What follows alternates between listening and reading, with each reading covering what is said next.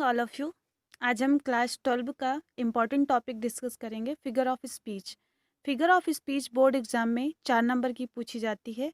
इसमें definition based भी question आते हैं और एग्जाम्पल दिए होते हैं, उनको आपको आइडेंटिफाई करना होता है कि कौन सा एग्जाम्पल किस फिगर ऑफ स्पीच का है। और इससे टोटल 4 नंबर के प्रश्न पूछे जाएंगे और आपको डिफिनीशन भी लिखनी होगी, जिसमें से ऑप्शन आएगा एक या दो की। आपको जैसे पर्सनिफिकेशन, सिमली और एपस्ट्रॉफी दिया है, इन तीन में से किसी एक की डिफिनीशन विथ एग्जांपल लिखनी होगी। और 4 एग्जांपल दिए होंगे, 4 में से 2 को आपको आइडेंटिफाई करना होगा कि कौन सा एग्जांपल किस फिगर ऑफ स्पीच का है। तो वैसे फिगर ऑफ स्पीच बहुत सारी हैं, लेकिन आपके सिलेबस में सिर्फ 7 ही ऐड हैं, जिनको आज हम पढ़ लेते हैं। कुछ फिगर ऑफ स्पीच इस वीडियो में है और जो रह जाएंगी वो हम नेक्स्ट वीडियो में पढ़ेंगे। और जो भी question asked in board exams हैं, जो भी फिगर ऑफ स्पीच से क्वेश्चन पूछे गए हैं, उनका हम एक प्रैक्टिस से डाल देंगे, जिससे आप लोग को श्योरली कंफर्म हो जाएगी कि कैसे क्वेश्चन आते हैं। फर्स्ट है आपकी सिमली, जिसको उपमा अलंकार भी कहते हैं। मेटाफर, रूपक अलंकार। पर्सनिफिकेशन, मानवीकृत। एपस्ट्रॉफी, संबोधन। हाइपरबोल, अतिशयोक्ति। ऑक्सीमोरन, विरोधाभास। ओनोमेटोपोइया, ध्वनि सूचक। ये सारे होते हैं। हिंदी में आपको बताती जा रही हूँ, लेकिन आपको बोर्ड एग्जाम में कहीं भी हिंदी का यूज़ नहीं करना है। ना ही आपको हिंदी से इनकी डिफिनीशन लिखने को आएगी और ना ही इनके नाम आपको हिंदी से लिखना है। आप अपनी सरलता के लिए आप इन्हें हिंदी से पढ़ सकते हैं। तो चलिए हर फिगर ऑफ स्पीच को उसकी डिफिनीशन बेस्ड पढ़ते हैं। सबसे पहले पढ़ते हैं सिमली।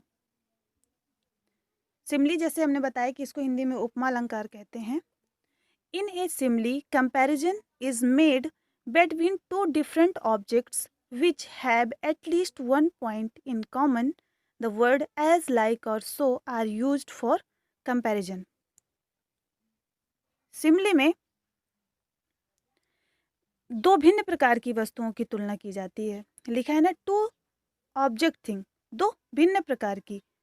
कंपैरिजन, तुलना की जाती है। बिटवीन, दोनों के बीच में, दो भिन्न प्रकार की वस्तुओं के बीच में तुलना की जाती है। लेकिन पता कैसे चलता है कि उसमें सिमली है? क्योंकि उसमें comparison word, one point in common, उनमें से एक शब्द जो होता है वो कॉमन होता है। जैसे एज, लाइक और सो, ये आपको जरूर मिलेंगे।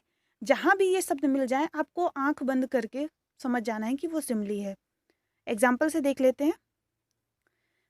उपमा अलंकार में दो भिन्न प्रकार की वस्तुओं की तुलना की जाती है, जिसमें कम से कम एक गुण समान हो, और उसमें तुलना करने के लिए तुलनात्मक शब्दों का प्रयोग किया जाता है। एज, लाइक और सो, ये तुलनात्मक शब्द होते हैं।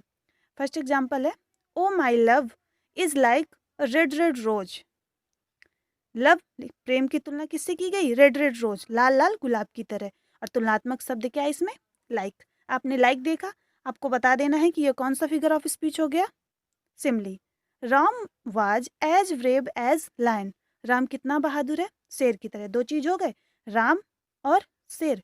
एक इंसान है और एक जानवर है, लेकिन दोनों में तुलना की गई। और तुलनात्मक शब्द इसमें क्या है? As, as. तो इसमें कौन सा फिगर ऑफ स्पीच हो गया? इसमें हो गया simile. Are from star like eyes, ये आपकी पोएट्री की लाइन है। अब आपको ये कमेंट करके बताना है ये कौन सी पोएट्री की लाइन है। स्टार लाइक आइज, कैसी आंखें हैं? स्टार, सितारे की तरह। सितारे की तुलना किससे की गई? आंखों की। आंखों की तुलना की गई है सितारे के साथ। तो इसमें कौन सा वन पॉइंट कॉमन है? लाइक। लाइक से तुलना की गई है। I wandered lonely as a cloud. I wandered lonely as a cloud, कैसे घूम रहा है? एक बादल की तरह। घूमने की तुलना, अकेले घूमने की तुलना किससे की गई है? क्लाउड, बादल से। इंसान घूम रहा है, इंसान भटक रहा है, और उसकी तुलना की गई है बादल से। दोनों डिफरेंट चीजें हैं, और तुलनात्मक शब्द है इसमें एज। तो ये हो गया आपका सिमली।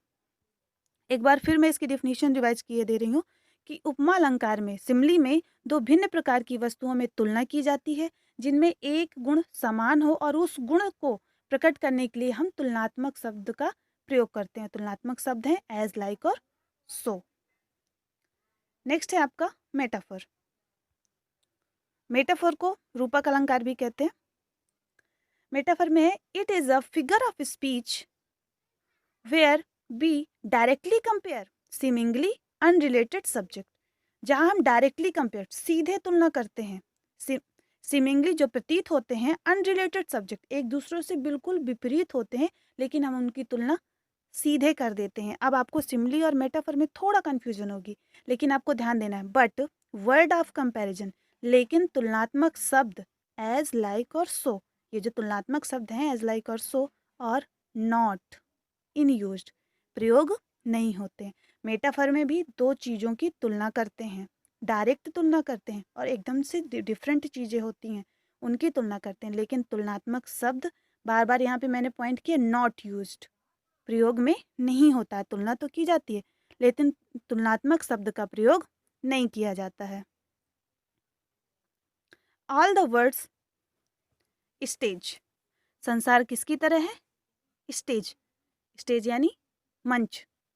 संसार की तुलना किससे की गई? मंच से की गई, लेकिन यहाँ कोई भी आपको कंपैरिजिंग वर्ड नहीं मिल रहा है। Kalidas is the Shakespeare of India. Shakespeare कौन थे? सबको ही जानता है कौन थे शेक्सपियर। तो कालिदास की तुलना किससे की गई? शेक्सपियर से, क्योंकि शेक्सपियर फॉरेन कंट्री के पोएट थे और कालिदास इंडियन है, तो कालिदास को भारत का शेक्सपियर कहा जाता है। Life is not a bed of roses, जीवन फूलों का बिस्तर नहीं है। जीवन की तुलना किसके साथ की गई? फूलों के बिस्तर के साथ, जबकि दोनों अलग अलग चीज़ें हैं और ना ही यहाँ कोई तुलनात्मक शब्द है। तुलना तो हो रही है बट कोई भी कंपैरिजिंग वर्ड का यूज़ नहीं किया गया। लाइफ इज अ ड्रीम, जीवन एक स्वप्न है, यहाँ भी तुलना हो रही है लेकिन कोई भी तुलनात्मक शब्द नहीं है।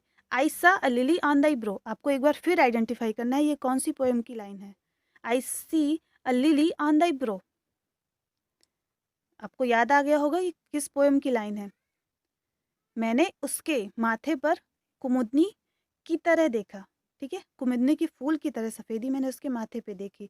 तो उसके माथे की तुलना किससे की जा रही है? कुमुदनी के फूल से। डायरेक्ट कंपैरिजन किया जा रहा है बट कंपैरिजिंग वर्ड नॉट यूज्ड, ठीक है।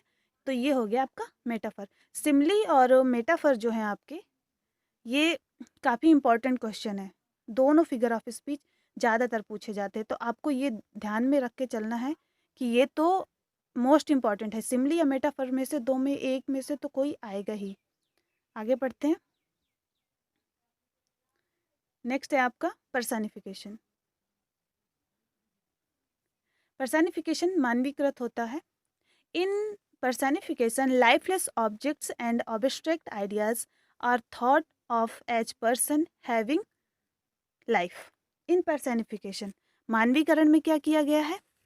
निर्जीव वस्तुओं को, निर्जीव वस्तुओं तथा भावों को सजीव मानकर व्यक्ति के रूप में वर्णन करते हैं। लाइफलेस ऑब्जेक्ट्स निर्जीव वस्तुओं को, अब्स्ट्रैक्ट आइडियाज, ठीक है, अमूर्त विचारों को, थॉट एंड अमूर्त भावों को, थॉट यानी विचारों को पर्सन हैविंग लाइफ, जीवित मानकर उनके बारे में वर्णन करते हैं। मतलब ऐसी चीज़ें जो विचारों में होती हैं, भावनाओं में होती हैं, लाइफलेस होती हैं, उनको हम एक सजीव आदमी के रूप में प्रस्तुत करते हैं। एग्जाम्पल से समझते हैं। Life is love is blind, प्यार अंधा होता है।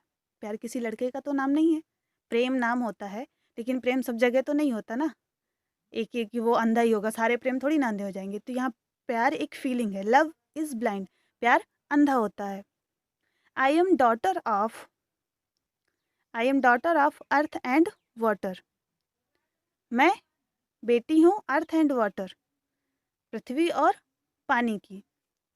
पृथ्वी और पानी कोई मेल फीमेल तो नहीं है ना कि हम इनकी शादी करा देंगे तो इनके बच्चे हो गए, ठीक है। तो हमने इन दोनों को क्या किया? पर्सनिफाइड कर दिया। इनको एक एक को मेल बना दिया, एक को फीमेल बना दिया, फिर उनकी बच्ची हुई, जबकि ऐसा नहीं है। हमने उन भावों को प्रस्तुत किया है पर्सनिफाइड करके।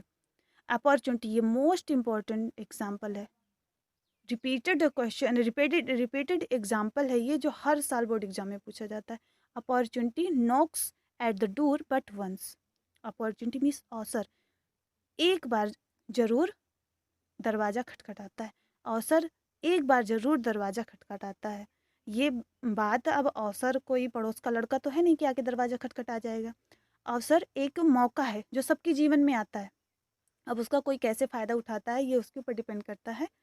तो ये पर्सनिफाइड कर दिया गया अवसर को कि आता है फिर वो दरवाज़ा खटखटाता है। Let not ambition mock their useful toil, हमें किसी की महत्वाकांक्षाओं का मजाक नहीं उड़ाना चाहिए, ठीक है। यूज फॉर टॉयल, उनके अत्यधिक परिश्रम का। अब कोई परिश्रम किसी का बेटा या बेटी थोड़ी ना है कि हम उसका मजाक उड़ा रहे हैं, ऐसा नहीं है। तो ये सारी चीज़ें हमने उसके परिश्रम को और उसकी महत्वाकांक्षाओं को क्या कर दिया, हमने पर्सनिफाइड कर दिया। ए लाई हैज़ नो लेग्स, झूठ के पैर नहीं होते। अब झूठ कौन सा कहीं का राजा है कि उसके पैर काट दिए जाएंगे। झूठ एक फीलिंग है जो हम लोग फील करते हैं। वही जो मुझे झूठ लगेगा कहीं ना कहीं किसी और को सच लग रहा होगा। तो ये एक फीलिंग है। हर झूठ हमेशा सबके लिए झूठ नहीं होता। किसी को उसे सच मानना हो पड़ता है और दूसरे के लिए वह झूठ होता है। ठीक है, तो एलाई हैज़ नो लेग्स, झूठ के पैर नहीं होते। अब इंसान के पैर होते हैं, जानवरों के पैर होते हैं, जो लिविंग थिंग्स हैं उनमें हाथ पैर होते हैं। अब किसी आइडियाज़ में या किसी थॉट में थोड़ी ना पैर हो जाएंगे। तो हमने क्या किया, यहाँ पे झूठ को पर्सनिफाइड कर दिया। तो आपको तुरंत पहचान में आ जाएगा ये कौन सा फिगर ऑफ स्पीच है, पर्सनिफिकेशन। बाकी की फिगर ऑफ स्पीच हम नेक्स्ट वीडियो में पढ़ेंगे।